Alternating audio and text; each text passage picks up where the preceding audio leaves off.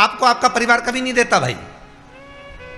ना आपकी माता आपको दुख देगी, ना आपके पिता आपको दुख देंगे, ना आपका भाई आपको दुख देगा, ना आपकी धर्म पत्नी आपको दुख देगी, ना पति दुख देगा, ना बच्चे दुख देंगे, ना कुटुंब दुख देगा, ना बहू दुख देगी, ना पोता पोती दुख देंगे।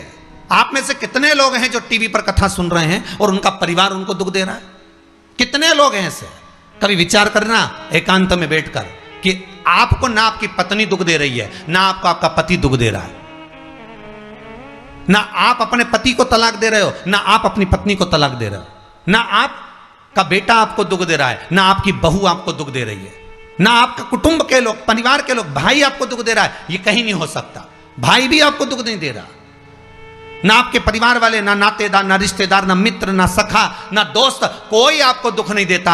ये शिव महापुराण की कथा कहती है हमको लगता है कि हमारे परिवार वाले दुख दे रहे हैं, हमको लगता है हमारी बहू हमें दुख दे रही है, हमें लगता है हमारी सास हमें दुख दे रही है, हमें लगता है हमारा पति हमको दुख दे रहा है, हमें लगता है हमारे कुटुंब वाले हमको दुख दे रहे हैं। पर शिव महापुराण के विद्येश्वर संहिता कहती है ये कोई आपको दुख नहीं देते, दुख आपका पूर्व का कर्म आपको देता है। ये जितने भी मिले हैं ना आपको, रिश्तेदार, नातेदार, कुटुंब, भाई, बंधु, सखा, पत्नी, पति, पोता, पोती, ये जितने लुटेरे मिले हैं, ये जितने अपशब्द कहने वाले मिले हैं, ये जितना ताने देने वाले मिले हैं, ये जितना गाली देने वाले मिले हैं, ये जितना उंगली उठाने वाले मिले हैं, ये कोई दूसरे नहीं, तुम्हारे पूर्व कर्म के कोई ना कोई पुराने ही होंगे जो तुम्हारे साथ जुड़कर तुम्हारे टांग खींचने के लिए सामने खड़े हुए हैं।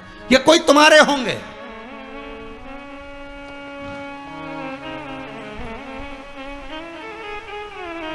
तो ये सब दिमाग से निकाल दीजिए आप, आपके ये चित्तवृत्ति बुद्धि से ये बात सब निकाल दो। जितने लोग कथा सुन रहे हैं ना, अपनी बुद्धि से निकाल देना कि मेरी बहू मुझे गाली दे रही है। हाँ, तूने किसी गाय को रोटी नहीं दी और दी भी होगी, दूसरी बार गाय आ गई होगी तो डंडा मार के भगा दिया, वही बहू आई है, वाणी के डंडे कुदा रही है।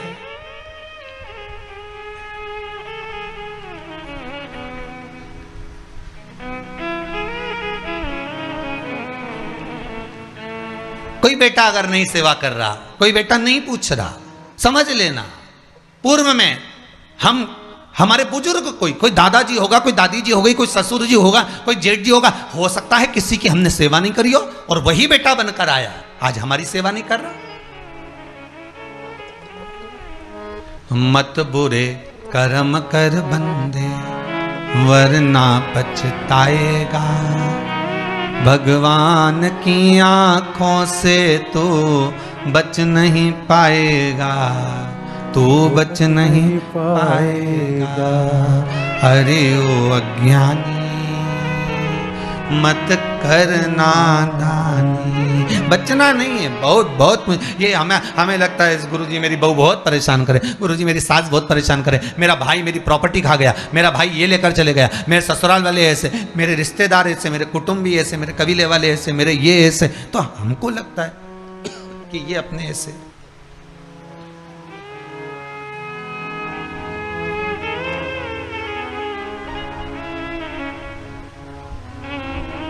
हमको लग रहा है कि ये हमारे ऐसे हैं, हमारे को लूट रहे हैं, हमको ऐसा परेशान कर रहे हैं, हमको ऐसा कर रहे हैं, पर नहीं भाई। शिव महापुराण की कथा कहती है कोई हमको कष्ट नहीं देता। एक बार पहले भी कथा में कहा, आज फिर कह रहे हैं आपको महाराज, फिर कह रहे हैं, आज फिर कह रहे हैं।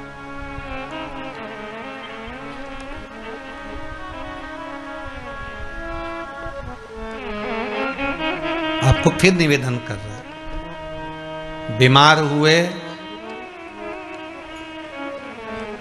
देवास में, बीमार हुए भोपाल में, बीमार हुए सीहोर में, बीमार हुए कहीं, डॉक्टर को दिखाने जा रहे हैं इंदौर, डॉक्टर को दिखाने जा रहे हैं भोपाल, डॉक्टर को दिखाने जा रहे हैं देवास, मुंबई, पुणे, जहाँ तहाँ हम डॉक्टर को दिखाने के लिए जा रहे हैं। वहाँ हॉस्पिटल में हमने सुई लगवाई, इंजेक्शन लगवाया, वहीं से कहीं कुछ चीरा फाड़ी कर दी, ऑपरेशन कर दिया। जरा विचार करना कभी एकांत में बैठ कर कि रहते यहाँ थे, दवाई लेने पहुँचे वहाँ, इंजेक्शन वहाँ लगवाया, बताओ ऑपरेशन वहाँ करवाया। तो इतने सारे हॉस्पिटल, कहीं ना किसी ने कहा सूरत भी जा सकते हो, किसी ने कहा अहमदाबाद चले जाओ, किसी ने कहा वहाँ चले जाओ, कोई कहे पूना चले जाओ, कोई कहे मुंबई चले जाओ, कोई कहे इंदौर चले जाओ, कोई कहे भोपाल चले जाओ। पर रहने वाला कहाँ का और जाकर ऑपरेशन करवा रहा है कहाँ पर? विचार करिएगा। रहने वाला कहाँ का और इंजेक्शन लगवा रहा है कहाँ जाकर? जरा विचार करिएगा।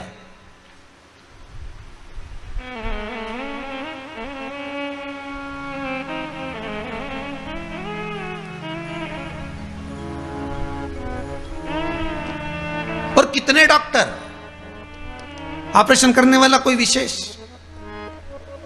कितनी डॉक्टर सिस्टर, इंजेक्शन लगाने वाली कोई विशेष वहां बैठी है। उसको तुम नहीं पहचानते, वो आपको नहीं पहचानते। अभी अभी कोरोना का टीका लगवाया होगा, वैक्सीन लगवाई होगी, इंजेक्शन लगवाया होगा, कोरोना महामारी का लगवाया सबने। अब लगवाया तो उसमें आपके मन में विचार तो आएगा, ना तो हम इस सिस्टर को पहचानते, ना हम इस डॉक्टर को पहचानते, गए और सुई लगवा के आ गए। पर उसने हमको कष्ट तो दिया, भले वो थोड़ा सा चुभाया पर कष्ट तो मिला। पर विचार करा कि ये क्यों मिली, कारण क्या था, इसी ने क्यों चुभाया। हो सकता है पूर्व में तुमने भी इसको कोई कष्ट दिया होगा, हिसाब बराबर करने के लिए यहां लाके छोड़ दिया। वो दुनिया के लोगों ने कहा है ना कि ये कोरोना महामारी को उपजने वाला, वो चीन के ऊपर लोगों ने कहा कि उन्होंने इस कोरोना महामारी को प्रकट कर, अब उनने तो कर दिया, उनने तो संसार में विनाश का कारण बना दिया। पर फिर प्रकृति ने क्या करा आज की स्थिति में? प्रकृति क्या कर रही है फिर? वो भी अंदाजा लगा। कहीं मालूम पड़े मिट्टी हवा में उड़ रही है, ऐसी उड़ रही है गीली कि सब गाड़ी ने बंगला सबके धो दिया उसने। फिर बचा कुचा था, पानी की बाढ़ आ गई। अगर हम दूसरे को कष्ट दे रहे हैं, हम दूसरे पर उंगली उठा रहे हैं, हमने एक उंगली अगर किसी पर उठा दी, हमने उंगली उठाकर कह दिया वो ऐसा है, उसने ऐसा करा, उसने वैसा करा, हमने एक उंगली उठा दी, भले तुम विद्वान हो, भले तुम्हारे में विद्वत्ता है, पर हम किसी पर अगर एक उंगली उठा रहे हैं तो ये 3 उंगलियां हमारे भीतर जा रही है कि अपने अंदर झांक कर देखो कि आप कैसे हो।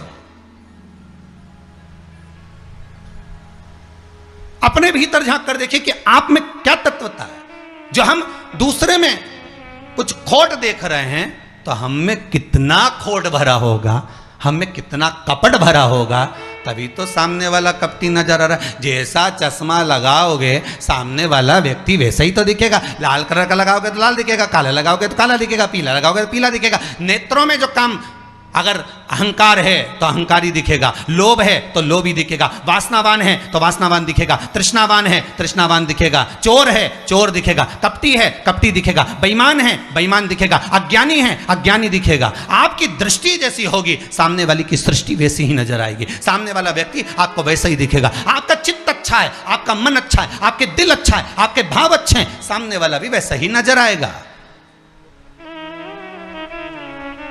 भगवान कृष्ण ने भेजा था दुर्योधन को अच्छा ढूंढने के लिए, एक अच्छा नहीं मिला। युधिष्ठिर को भेजा था पूरी पृथ्वी पर से कोई बुरा व्यक्ति ढूंढ कर लाओ, युधिष्ठिर को बुरा नहीं मिला, क्योंकि उसकी युधिष्ठिर की बुद्धि में, चित्त में ये भरा था, उनकी वृत्ति में ये भरा हुआ था कि बुरा कोई है ही नहीं, संसार में कुछ ना कुछ अच्छाई दिखी जाएगी। बुरा जो देखन में चला बुरा न मिलिया कोई। हम देख रहे हैं, हम चित्तवृत्ति से, हम विचार।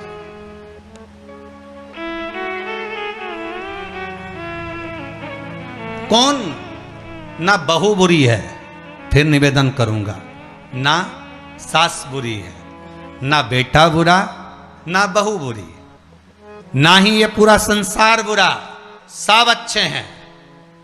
फिर बुरा क्या? अपना कर्म जो हम कर कर आए हैं, उस कर्म का भोग संसार में आकर भोगना पड़ेगा। एक रोटी भी हमको खाने को मिल रही है तो हमारे पूर्व के किए हुए कर्म के अनुसार मिल रही है। दुख भी अगर हमको मिल रहा है तो हमारे पूर्व के कर्म के अनुसार मिल रहा है।